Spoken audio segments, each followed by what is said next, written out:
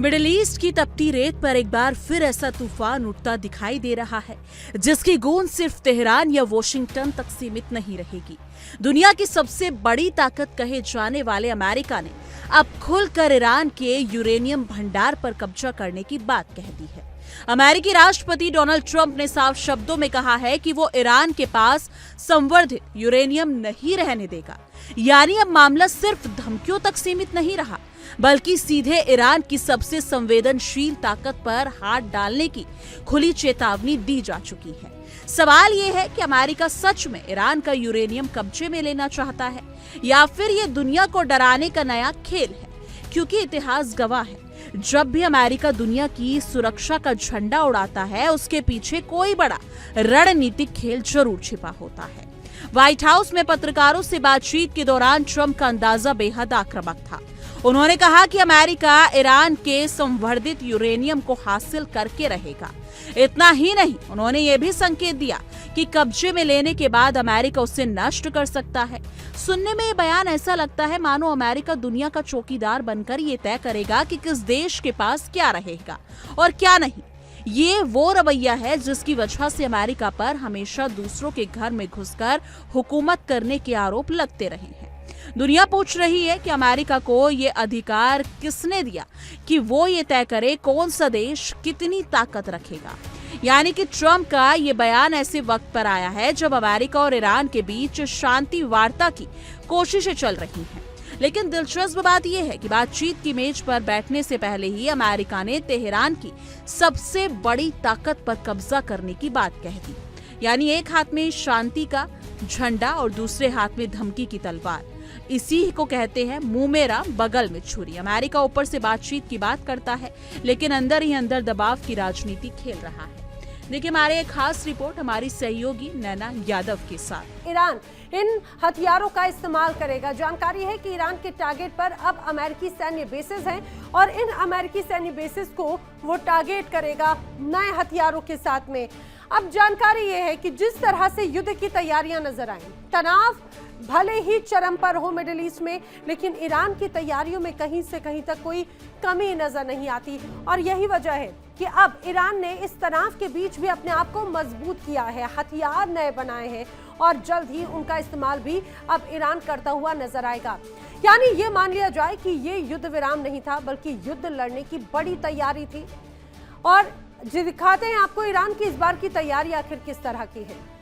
Iran जंग को लेकर किस तरह से बड़ा मजबूत नजर आता है, तैयार नजर आता है। दरअसल हाइपरसोनिक मिसाइल तैयार की है ईरान ने। हाइपरसोनिक मिसाइल की खासियत यह है कि ये रफ्तार में बहुत तेज है, इनका निशाना बिल्कुल सटीक है और एयर डिफेंस को चकमा देने में भी ये बहुत माहिर है। अब एडवांस ड्रोन सिस्टम की भी अगर बात की जाए तो एडवांस ड्रोन सिस्टम जो पहले से ही ईरान की बड़ी ताकत रहे हैं, अब लंबी दूरी तक हमला करने में सक्षम है, पिन पॉइंट अटैक करने में सक्षम है और ऐसे जिस रूप में अगर ये हमले की तरफ बढ़े तो रडार इन्हें पकड़ भी नहीं पाता। अब इतना ही नहीं, क्रूज मिसाइल को भी कैसे मजबूत किया है। कम ऊंचाई पर उड़ान भरने वाली क्रूज मिसाइलें भी ईरान ने तैयार कर ली है। अगर इसका इस्तेमाल किया तो ये मान के चलिए कि विध्वंस पूरी तरह से निश्चित है और ऐसा विध्वंस कि चारों तरफ सिर्फ तबाही नजर आए, भारी विनाशक के तौर पर इसे देखा जाता है। अब एडवांस एयर डिफेंस सिस्टम की भी बात कर ली जाए, बताया जा रहा है कि अब ईरान का जो एडवांस एयर डिफेंस सिस्टम है वो बेहतर ट्रैकिंग रखता है, टारगेट पर सटीक अटैक करता है और इसके साथ ही मल्टी लेयर सुरक्षा भी इस एडवांस एयर सिस्टम में है जो बहुत ज्यादा जरूरत है जिसकी ईरान को। इसी बीच एक बड़ी खबर आपको बता देते हैं, तनाव के बीच में ईरान ने अब अपनी मिसाइल की शक्ति को और बढ़ा दिया है। जी हां, तनाव के बीच ईरान ने अपनी मिसाइल की शक्ति को बढ़ा दिया है। पाबंदियों के बाद में घरेलू हथियार निर्माण और भी ज्यादा बढ़ाया गया है। IRGC ने मिसाइलों को मुख्य ताकत एक तरह से बनाया है। बताया जा रहा है कि कम खर्चे में ये बहुत ज्यादा असरदार हैं और जो युद्ध मॉडल है बेसिकली उसी युद्ध मॉडल को और मजबूत बनाया है। कम खर्चे में ज्यादा असरदार युद्ध मॉडल अब ईरान की बड़ी ताकत यहां पर नजर आता है। बढ़ेंगे आगे, बात कर लेते हैं अगली बड़ी वॉर ब्रेकिंग की। एक बार फिर से इजराइल की तैयारी ईरान पर हमले की नजर आती है। बड़ी वॉर ब्रेकिंग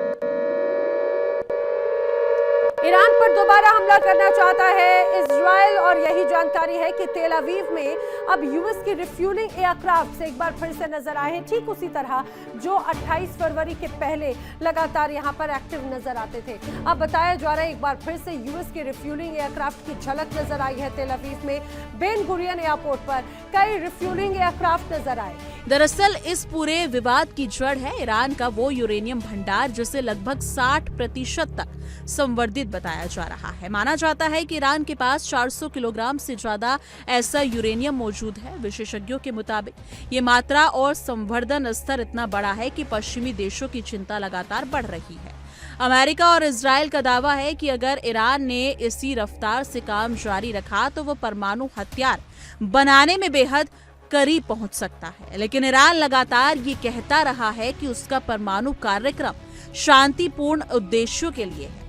ट्रंप ने दावा किया कि ये यूरेनियम पिछले साल अमेरिकी और इजरायली हमले के दौरान जमीन के नीचे दब गया था। उनका कहना है कि ईरान युद्ध का सबसे बड़ा उद्देश्य इसी संवर्धित यूरेनियम तक पहुंचाना था। यानी अमेरिका भी ये दिखाने की कोशिश कर रहा है कि उसकी सारी कार्रवाई सिर्फ दुनिया को सुरक्षित रखने के लिए थी। लेकिन सवाल फिर वही उठता है कि अमेरिका सच में दुनिया की सुरक्षा चाहता है या फिर मिडिल ईस्ट पर अपनी पकड़ मजबूत करना चाहता है। क्योंकि जब भी तेल, रणनीतिक रास्ते और सैन्य ताकत की बात आती है, अमेरिका अचानक मानवता का रक्षक बन जाता है। ईरान ने साफ कर दिया है कि वो अपना यूरेनियम अमेरिका को नहीं सौंपेगा। तेहरान का कहना है कि उसका परमाणु कार्यक्रम उसका राष्ट्रीय अधिकार है और किसी बाहरी ताकत को ये तय करने का हक नहीं कि ईरान क्या रखे और क्या नहीं। यही वजह है कि अब ये मामला सिर्फ परमाणु कार्यक्रम का नहीं बल्कि राष्ट्रीय सम्मान और संप्रभुता का मुद्दा भी बन चुका है। ईरान के लिए ये झुकने या टिके रहने की लड़ाई बन गई है। यानी कि अगर देखा जाए, एक रिपोर्ट ने इस पूरे मामले को और ज्यादा विस्फोटक बना दिया। रिपोर्ट के मुताबिक ईरान के सर्वोच्च नेता मोस्तफा खामनेई ने आदेश दिया है कि हथियार ग्रेड के करीब पहुंच चुके यूरेनियम को देश से बाहर नहीं भेजा जाएगा। यानी तेहरान अब किसी भी दबाव में पीछे हटने के मूड में नहीं दिख रहा। यह आदेश अमेरिका और ईरान दोनों के लिए सीधी चुनौती माना जा रहा है। खामनेई का ये फैसला शांति वार्ता को और मुश्किल बना सकता है, क्योंकि अमेरिका और इजराइल दोनों चाहते हैं कि ईरान का संवर्धित यूरेनियम देश से बाहर भेजा जाए। इजरायली अधिकारियों का दावा है कि ट्रंप ने उन्हें भरोसा दिलाया है कि किसी भी समझौते में ये शर्त जरूर शामिल होगी। यानी अमेरिका अब सिर्फ बातचीत नहीं कर रहा बल्कि पहले से शर्तें भी तय कर रहा है। यही वजह है कि आलोचक कहते हैं कि अमेरिका बातचीत कम और दबाव ज्यादा बनाता है। इजराइल के प्रधानमंत्री नेतन्याहू ने भी साफ कर दिया है कि ईरान के खिलाफ युद्ध अब तक खत्म नहीं होगा जब तक उसका संवर्धित यूरेनियम पूरी तरह हटाया नहीं जाता। इसके अलावा उन्होंने तेहरान के प्रॉक्सी गुटों को समर्थन और बैलिस्टिक मिसाइल क्षमताओं को खत्म करने की जरूरी शर्त बताया है। यानी इजराइल सिर्फ परमाणु कार्यक्रम नहीं बल्कि ईरान की पूरी क्षेत्रीय ताकत को तोड़ना चाहता है। मिडिल ईस्ट की राजनीति में ये नया नहीं है। यहाँ ताकतवर देश हमेशा ये कोशिश करते हैं कि कोई दूसरा खिलाड़ी इतना मजबूत ना हो जाए कि उसके लिए खतरा बन जाए या फिर खतरा बन सके। अमेरिका और इजराइल की सबसे बड़ी चिंता यही है कि अगर ईरान परमाणु क्षमता के और करीब पहुंच गया तो पूरे क्षेत्र का शांति संतुलन बदल सकता है। और शायद यही वजह है कि तेहरान को रोकने के लिए हर स्तर पर दबाव बनाया जा रहा है। लेकिन इस पूरी कहानी में अमेरिका की दोहरी नीति भी साफ दिखाई देती है। एक तरफ वो दुनिया को परमाणु हथियारों से दूर रखने की सलाह देता है, दूसरी तरफ खुद दुनिया का सबसे बड़ा सैन्य भंडार अपने पास रखता है। यही कारण है कि कई देश अमेरिका की नीयत पर सवाल उठाते हैं।